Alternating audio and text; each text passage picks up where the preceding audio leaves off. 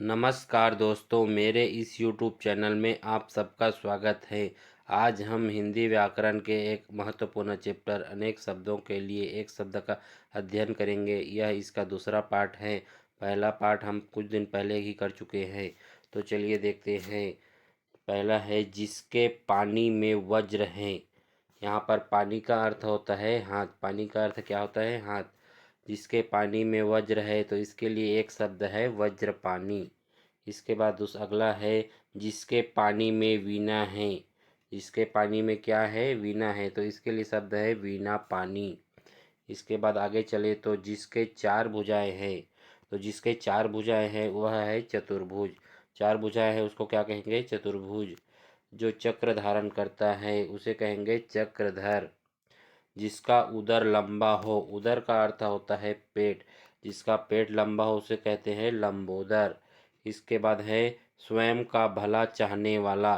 स्वयं का भला चाहने वाला को कहते हैं स्वार्थी। इसके बाद अगला है दूसरों का भला चाहने वाला। तो दूसरों का भला चाहने वाला को कहते हैं परार्थी। इसके बाद आगे चले तो रंगमंच के पर्दे के पीछे का स्थान। रंगमंच के पर्दे के पीछे का स्थान जहाँ पे वे साज सज्जा करते हैं, वेशभूषा करते हैं, उसको कहते हैं नेपथ्य। इसके बाद अगला है गुरु के समीप रहने वाला शिष्य।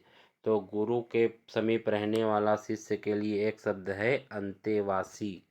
इसके बाद अगला देखते हैं महल का वह भाग जहाँ रानियां निवास करती हैं। तो महल के वह भाग जिसमें रानियां निवास करती हैं, तो उसके कहते हैं अंतःपुर। क्या कहते हैं? अंतःपुर। इसके बाद आगे देखें तो जो बहुत जानता हो। तो जो बहुत जानता हो उसके लिए एक शब्द है बहुज्ञ। क्या है? एक शब्द बहुज्ञ। जो कम जानता है, तो जो कम जानता है उसके लिए एक शब्द है अल्पज्ञ। इसके बाद आगे देखें तो जो कुछ नहीं जानता हो। तो जो कुछ नहीं जानता है उसके लिए एक शब्द है अज्ञ। इसके बाद आगे चले तो जो सब कुछ जानता हो। तो जो सब कुछ जानता है उसके लिए एक शब्द है सर्वज्ञ। इसके बाद आगे देखें तो ज्ञान प्राप्त करने की इच्छा। ज्ञान प्राप्त करने की इच्छा होती है ज्ञान पिपासा। और ज्ञान प्राप्त करने का इच्छुक। तो ज्ञान प्राप्त करने के इच्छुक को कहते हैं ज्ञान पिपासु। यहाँ पर ज्ञान प्राप्त करने की इच्छा है तो उसके लिए शब्द है ज्ञान पिपासा। और ज्ञान प्राप्त करने की इच्छुक के लिए एक शब्द है ज्ञान पिपासु।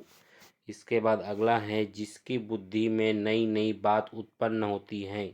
तो जिसकी बुद्धि में नई नई बात उत्पन्न होती है उसके लिए एक शब्द है प्रत्युत्पन्नमति। इसके बाद आगे है बाहरी जगत का ज्ञान न होना। तो बाहरी जगत का ज्ञान न होना को इसके लिए एक शब्द है कूपमंडूक।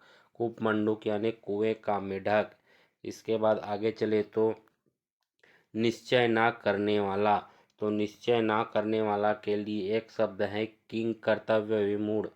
क्या है? एक शब्द किंग कर्तव्य विमूढ़। इसके बाद आगे चले तो जिसकी बुद्धि बहुत तेज हो।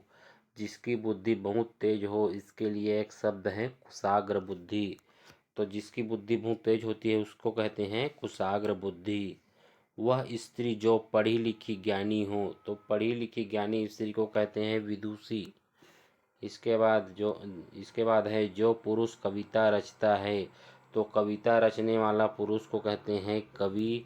और महिला को कहते हैं कवित्री। तो दोस्तों, आपको यह वीडियो अच्छा लगा हो तो वीडियो को लाइक करें, शेयर करें और चैनल को सब्सक्राइब करें। धन्यवाद।